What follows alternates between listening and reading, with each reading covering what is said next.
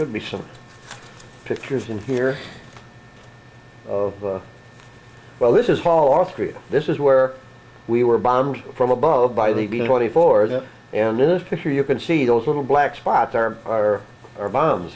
Okay. See, they're Detonating. hitting along here. Yes.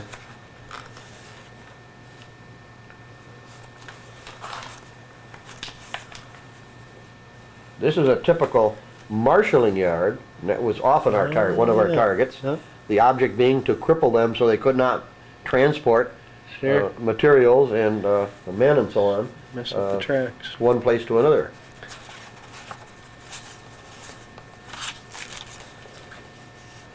This would be the point at which I was awarded the Distinguished Flying Cross. Mission about 9 or 10 then? 10th? I'd have 10th, there you go. to, yeah. Yes. And is there a write-up that says? This is a write-up that describes why it was awarded. Okay. Immediately after leaving the target area, Lieutenant Miller piloted his aircraft from the protective cover of the formation and proceeded homeward alone, selecting a course that would avoid the rugged mountainous regions of Austria and Yugoslavia, as well as the heavily defended enemy installations en route. He succeeded in landing his aircraft at the home base without further incidents. This was caused by, Fierce in the barrage. target area, the formation was subjected to fierce barrages of extremely heavy, intense, and very accurate enemy anti-aircraft fire, which caused major damage to the wings and fuselage of his aircraft, despite the fact that only 2 of the engines of the aircraft were operating Oh. normally. He was So- able to maintain it in level flight, enabling his bombardier to release the bombs on the assigned objective. So you made it back on 2 at one time. Yes. Now, would someone propose you as a candidate, in so many words, for that? I mean, would your CO or who did the write-up? Well, the write-ups we had a public relations department which consisted of 2 people, an officer and an enlisted man. And they would get the information from the debriefings. And from the debriefings then, upon the recommendation of the commanding officer, they would Okay. prepare the request, Okay. which required approvals, and then it would be done.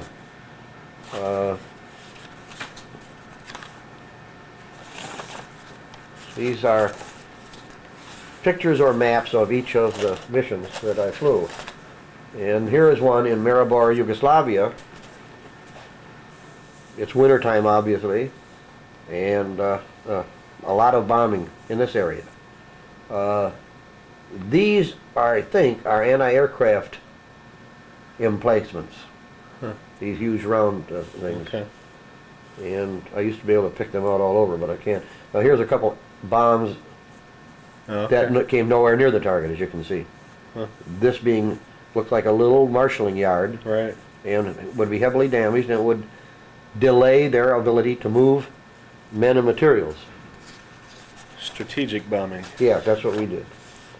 As opposed to the fighters or the mid-bombers, which would do tactical bombing. That is related to the battle that was being fought at the front.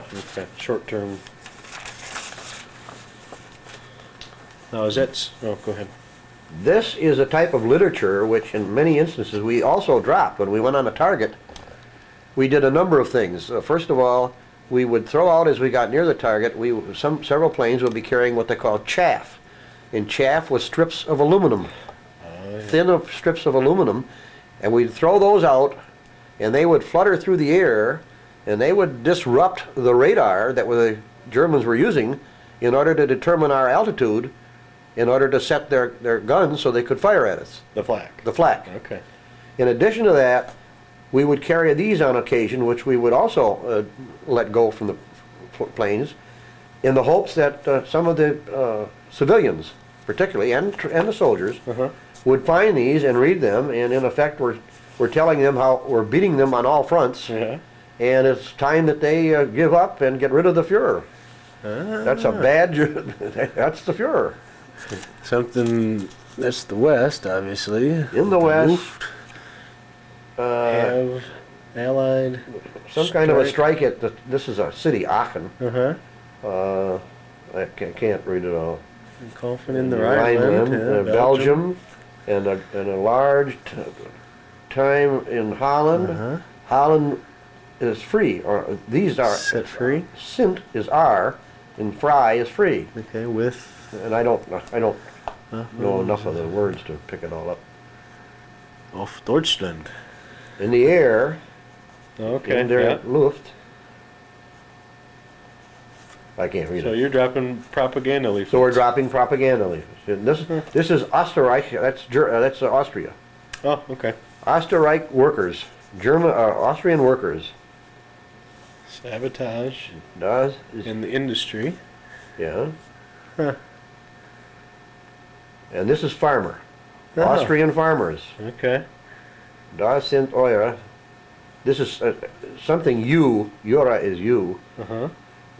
I'm not sure what Aufgaben is. Zugriff der Nazis. Something about the party. Huh. Right there. Yeah. Must be how bad the Nazis are. Now this has to do Dienstag. That's Tuesday. Donnerstag is Thursday. Samstag is Saturday. Mm-hmm. But I can't tell what it is. And this is daily. Taglich is daily. Sendungen daily. These are time. This is maybe telling them hours and days that we will be broadcasting. Yeah, something out of London. Okay. Armed Services Radio. Yeah. Yeah. Or Radio Free Europe Yeah. or whatever that was. What's that top one? Hitler, something. And the the Party Bunsen. Volkerman is the people. Yeah, in Klaren. Das Dritte Reich. This is the Third Reich. Yeah, Dritte okay. is third. Yeah. Third Reich of the war. Krieg is war. Okay. But Uh-huh. something setzen Sie. I don't know. Huh. Another week. Has The kennen is to know. To kennen is to know. Okay.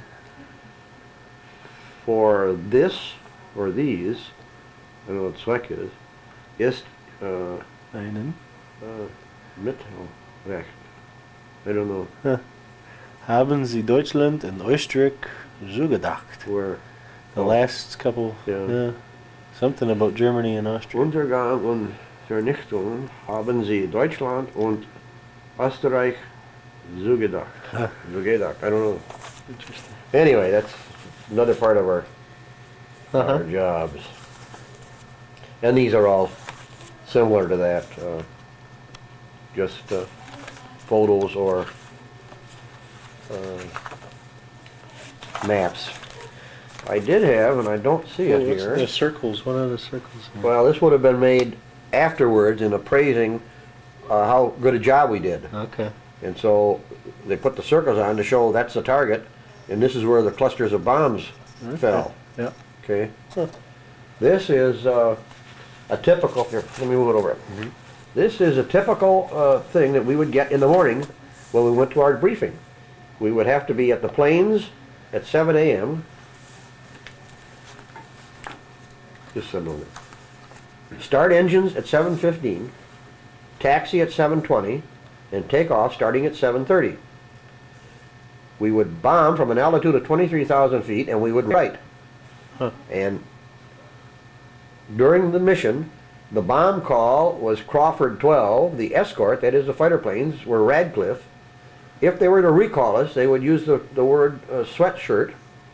And the weather ships was Butler 1. And the Russian signal was to rock wings and fire a red flare. What do you mean Russian signal? If you had to contact the Russians Okay.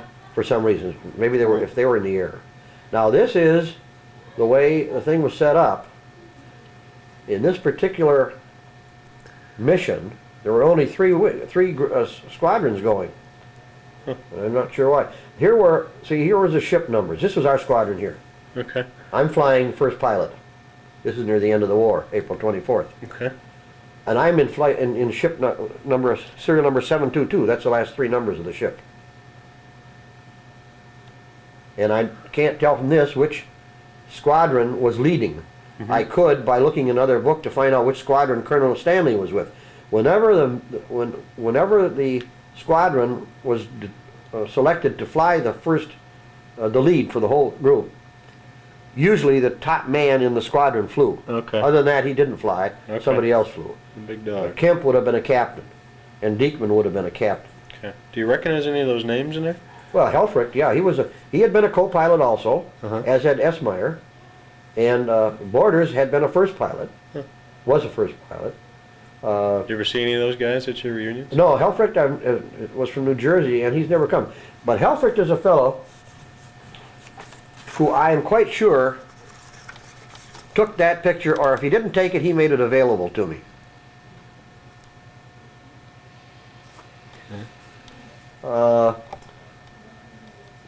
Borders had been a first pilot. He must have come later than we did, and so he didn't have his missions in yet.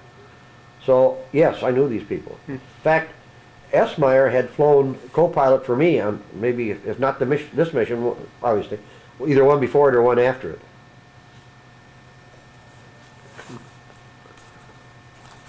No, I thought I had another one here. Okay, this is Linz, Austria, and we're flying over here. Now, this is a typical formation. Okay. They would be at a certain level. They would be higher than them on the right. We would be lower than them on the left, and they would be in behind and lower than we were. And in this case, there's Karen Bauer. Karen Bauer came over as a first pilot after I did. When we returned after the war, since my crew was gone, and his co-pilot for some reason was gone, I flew co-pilot with the Karen Bauer crew when we brought a plane back to the States after the war. Is that who you were with when they clipped your nose? Yeah, right. Okay. Yeah, in Puerto Rico. Yeah. Now, on this particular mission, we were to go in at 27,500 feet and rally left over Linz. Okay. That was that last mission that we flew, and that's when we got the phosphorus flak.